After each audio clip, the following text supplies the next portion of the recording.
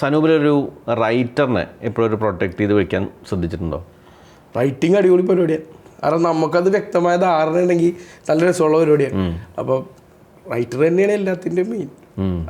അത് ഞാനിങ്ങനെ വേറെ ആൾക്കാർക്ക് എഴുതി കൊടുക്കുമ്പോൾ എനിക്കിപ്പോൾ ശരിക്കും മനസ്സിലാവട്ടെ. അതാണ് ചോദിച്ചത്.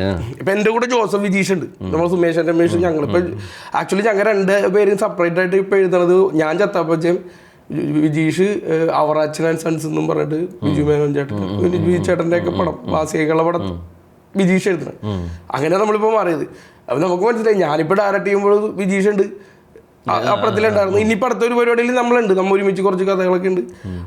റൈറ്ററിൻ്റെ ഒരു പരിപാടി തന്നെയാണ് അത്. നല്ല നമുക്ക് പുറത്ത് വേറെ ആൾക്കാർക്ക് എഴുതി കൊടുക്കുമ്പോൾ അത് മനസ്സിലാവും. കാരണം നമ്മളാ ഉണ്ടാക്കണ പരിപാടി എന്താണെന്ന് നമുക്ക് മനസ്സിലാവുന്നുണ്ട്. പിന്നെ സെറ്റ് ചെല്ലുമ്പോഴും പിന്നെ ഓരോന്ന് ബാക്കി ആൾക്കാരൊക്കെ കൂടി വന്നിട്ട് നല്ലതാവാം, ചിലത് ചീത്തയാവാം.